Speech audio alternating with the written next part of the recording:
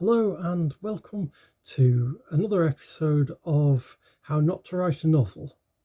Hopefully I'll sound a little better today than I have done in the last few videos, because I think I've got these earphones working properly again, so I should be using this mic instead of the one on my laptop, which has an annoying tendency to pick up the fan noise because it's right next to the fan. I'm also going to try and sound a bit better by not saying so much, because it's taking me forever to cut that out of the videos every time I'm recording them. Now I can't think what I was actually going to say. That's good progress, isn't it? Anyway, I've done some amount of writing today. I've got 9,000 words in total for the last 18 days. So that's like just over half the target I was aiming for.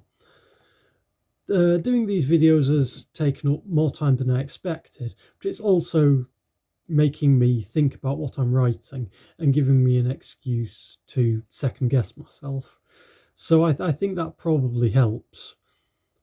Maybe I'm analysing my words a little more because I'm thinking I've got to talk about them, and it makes me not skip over the things that I need to check when I'm getting more excited about a scene. So I think that's probably a good thing. I am going to try and build up speed, but obviously circumstances aren't ideal at the moment. I've got a lot of distractions. I've actually not been feeling so well today, but hopefully that'll pass. And I can get on with catching up with my words. I think the big problem is that I've been writing so slowly that it's taken me almost forever to get into the middle part of the novel, where it's actually more interesting and I'm excited about it. I'm still kind of building it up. I really need to go back to Yuki after this scene, because this is supposed to be her story and she seems to have been relegated to being a side character, and there isn't really a plot without her. But anyway, I'm still writing about Dutch Brannigan's interview. He's being interviewed by Daryl and Aaron at the moment, the sponsor and the priest. The others should have arrived partway through the interview, but I ended up hand-waving it as they asked Brannigan a few more questions. Actually, I should probably read this bit out. I'm not happy with these two paragraphs. But I think I should show you what I've got anyway. Basically, I've started something that should have been short and ended up bulking out the paragraph with exposition that doesn't need to be there.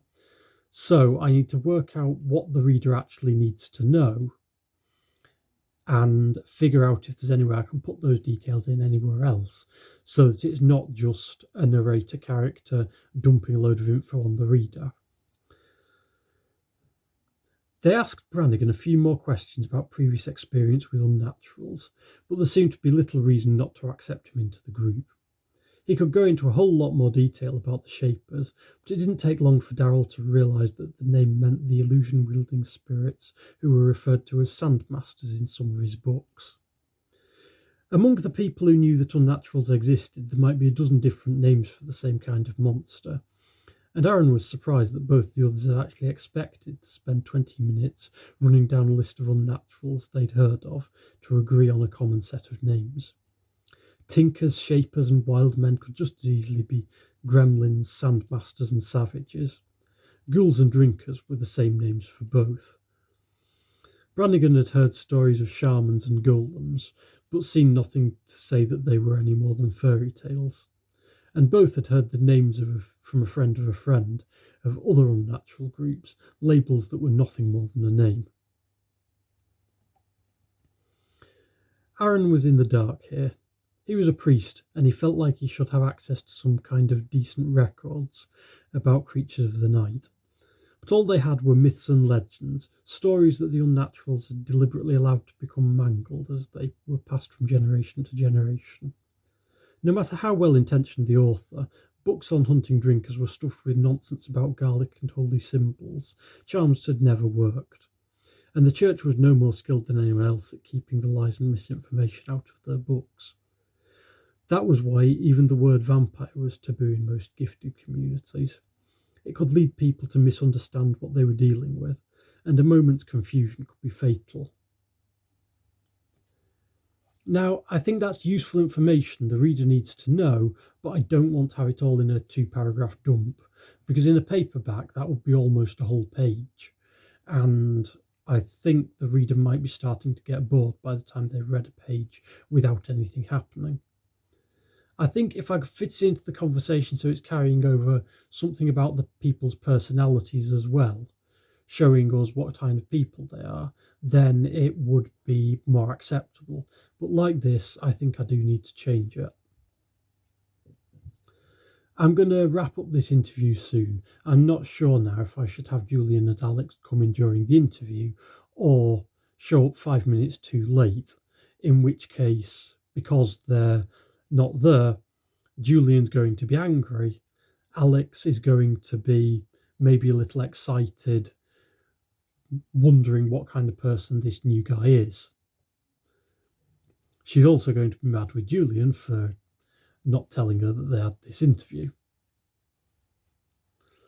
But I think as soon as possible, I need to get a break from this chapter and go back to UK. She's going to find out about a drinker in the area, and I think it's got to be something personal so that she can't just ignore it. Seeing someone die in front of her is a common way to do this for these kind of stories. Someone who doesn't want to get involved can't ignore someone getting killed right in front of them. But Yuki's trying to pretend to be human, so she might say, I'm a human, I'm normal, this isn't my business. Or she might not think that way because to her people, death isn't such a big deal as it is to humans. I mean, their death may be, but seeing humans die is not exactly something she's a stranger to. So I'm not sure if seeing someone die would actually get her involved. So I do need to think of a way to make that work. If you've got any suggestions, I would be glad to hear them. You can leave a comment down there, in the section headed comments. Let me know that there are actually people watching this, people who want to see more. I think I've got 5 of my videos so far. I've got a thumbs up on them. And apart from that, I best say I'll see you tomorrow. If I've made the video for tomorrow, then a link should appear somewhere up there. If I haven't, then a link should appear somewhere around there to yesterday's video. And somewhere on this page, there will be a subscribe icon. But if you've done that all already, then bye, and I'll see you tomorrow.